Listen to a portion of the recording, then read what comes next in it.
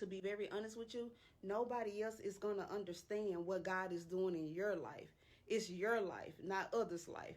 Nobody gonna understand the growth. Nobody gonna understand the change. Nobody gonna understand the elevation. Nobody understand newness. Nobody's not gonna understand. You might not even understand what God is doing in your life. You might not even understand the walk because you never had that perfect, not perfect, but you never had that model to model those things for you. But I'm gonna tell you this: God is equipping you for the promise. Everybody don't get it and everybody not gonna understand it. That don't mean that you're doing it wrong. That don't mean that you're going the wrong way. That actually mean that you might be on the right path and align with God's purpose and will for your life. I'm gonna say this again: they not gonna understand. So stop trying to be a copy when God have made you to be a original. God have made you to be the first for something. He's not equipping you to be a copy. Sometimes He equipping you to be a first. Stop underestimating yourself. Stop doubting yourself about change. Just trust that God knows what He's doing and He knows where He's taking you. You got to understand that the first gonna carry weight. The first gonna have pressure. The first gonna get kicked down. The first gonna have storms that they have to overcome. The first gonna have it all. But understand this: once you walk that walk of being the first, you open doors for everybody else that's behind you. It's okay to be the first. It's okay to not understand. Walk into your unknown. That's where your blessings at. So if you have to be that first in that friendship, if you have to be that first in that family, if you have to be the first on the job, if you have to be the first whatever the case may be, if you have to be the first, take pride in being the first. Understand that first gonna come with a lot. Understand that first is heavy. Understand that first is pressure. Understand that first is gonna come with more and more and more weight. But understand this: God wouldn't put more on you that you cannot bear or handle. So if you're going through it, that means that you're going to get through it. Understand that the first is not a copy. The first is a original. When you are a first, when God is equipping you to be a first, there was first disciples that was in the Bible, the Old Testament, the New Testament. There was a first Peter. There was a first John. There was a first Mary. There was a first Ruth. There was a first Esther. There was a first. Sometimes we have to pray prayers like, what is in me, God, that you are trying to do with me that I am in my own way?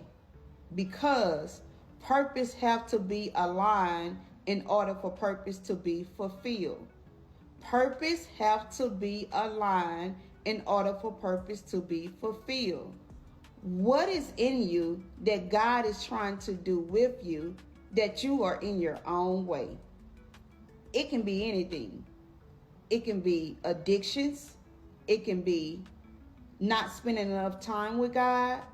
It can be moving too fast and not trusting God that He will take care of you in your resting season. It can be a mindset shift. It can be you're around the wrong people. It can be anything. Sometimes it can be your mindset. You have to change the way that you think, speak, understand, receive, deliver, see. You have to change those things. So it can be anything. As far as being with the wrong person, having the wrong circle. It can be your vision, your provision. What are you looking at every day? It could be anything. So I just wanted to say that because that is really, really, really, really powerful. You being in your own way and not even knowing that you was in your own way. And God is trying to do something with you. Hello, everyone. I came on here to share something with you all. You know how something is about to work out for you, the job opportunity, finances, child support, tax money, a lump sum of money, an opportunity. You know how you know that that's going to work out, and you start making plans like when they tell you at the interview you got the job, and you know that you behind on a car note, or you know that you behind on your rent, you know that you behind or you got to pay tickets, you know what you're about to do with that job opportunity. You know what you're about to do with the first 2-3 checks. Just like tax money. If you don't have a car, you know that you're about to go buy you a car. Or if you don't have a place to stay, you know that you're about to go, get you a place to stay. Whatever the case may be, right? You know for sure that you're going to get it, and you already make plans before you even receive it. I came on here to say this. Not sometimes. Look at things a little bit different, and not that sometimes, you have to pray things like this. God, what do you want me to do with the thing that you're about to bless me with? What do you want me to do with the opportunity that you're about to bless me with? What do you want me to do with the money that you're about to bless me with? What it is that you want me to do with the thing that you're about to bless me with, for you can get the glory out of it, for I can glorify you. What it is, God, that you want me to do with what you're about to bless me with. And see how they work out. See how things shift. See how clear your mindset is. See if you really gonna be obedient to God and what he tell you to do with the things or the opportunity that he's about to bless you. Just like he know that he's about to bless you with that opportunity or that money, he know how far it's gonna go, how long it's gonna last, and he know what you're gonna do with it. So ask him, God, what it is that you want me to do with what you're about to bless me with, for you can get the glory out of it. No matter what it is, God, I'm gonna do it. I want to share something with you that I wrote down. Help only work where help is wanted. Stop trying to help people in areas where it's not wanted. Not favor, but help. You can't help where it's not wanted. Healing only works if you're open to it. You can't heal a closed wound. In order to heal, you have to be open. That's just like going to a therapist and you're not open. The healing process do not start unless you're open. Also, it's almost like going to the doctor with a closed wound. The doctor cannot heal what's closed. You cannot heal what's closed. Healing does not start until you're open. I want to say this really fast. We become exactly what we give our attention to. If we giving our attention to social media, toxic behavior, dysfunctional relationships, gambling, addictions, smoking, drinking, whatever the case may be, we become exactly what we give our attention to. And I want to say something else. Praying that God changes our mindset, that come with a lot. That come with changing the way you think, changing the way you speak, changing the way you understand, changing the way that you deliver, changing the way that you even have relationships with people. And I'm going to say that a little better. Sometimes we do not want to pray those prayers like that because they are so powerful, right? And praying those prayers that God changes your mindset, some of those relationships will fall off because you will see people differently. You will understand things differently. Clarity would be as clear as water.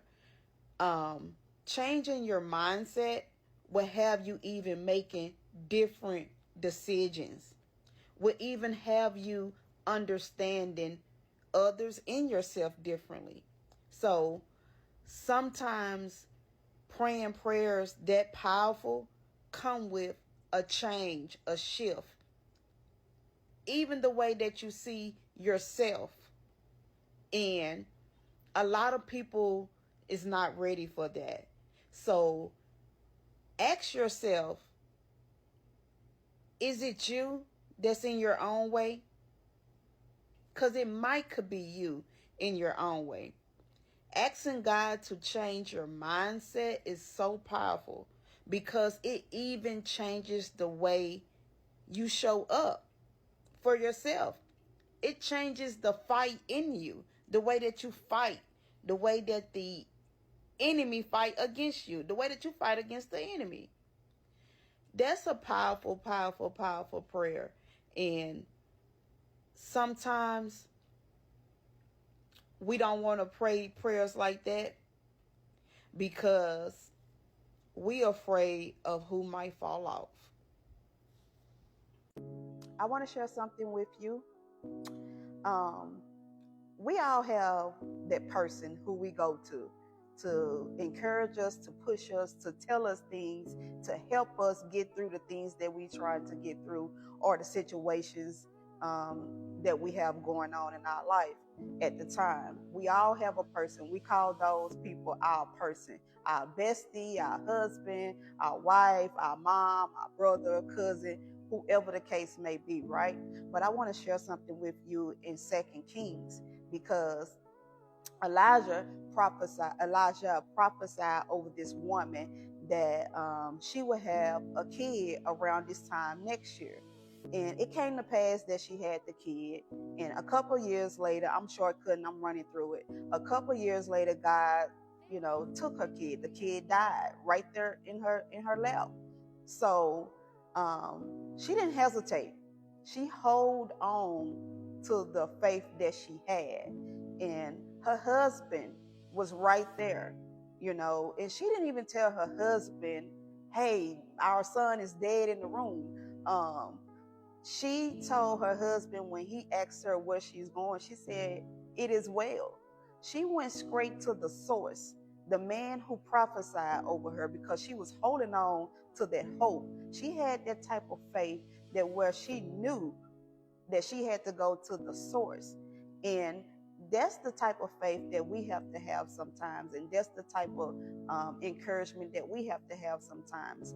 We have to go straight to the source. The source is God.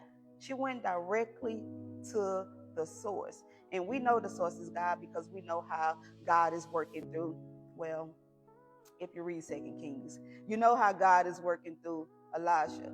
So sometimes we don't need to tell anything.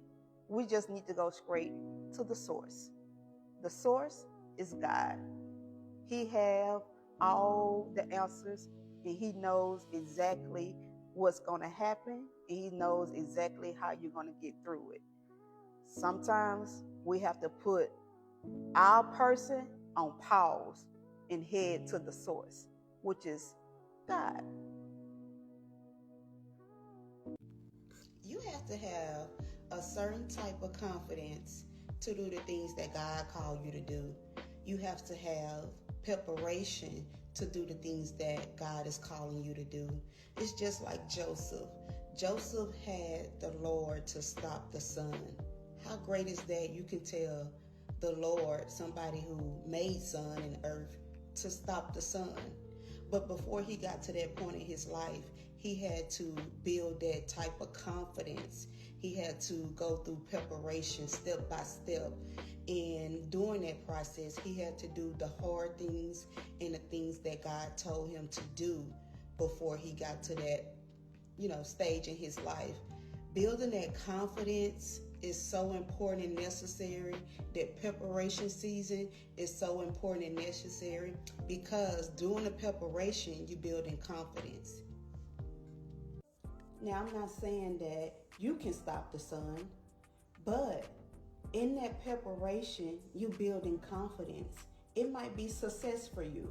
It might be a job that you go in and talk and have that confidence and talk your way through. Sometimes building that confidence in that preparation is doing the things that God called you to do, but it also doing the impossible things. On my walk, I've been tested, and I've been on this walk for a while. And I realized that God isolated me and He took my whole environment away. He broke me down to nothing. And I was angry, I was mad, I was bitter, I was confused. I was a people pleaser times 10. I did not have boundaries because I don't know what that looked like. I did not have standards, high standards, none of that. God had to really just show me, isolate me to show me that it's Him. Because I feel like if everybody else was around me at the time, like friends, family, I would have gave them the glory. And God wanted me to give Him the glory and help me understand who He was as my Father, not of God, but as my Father.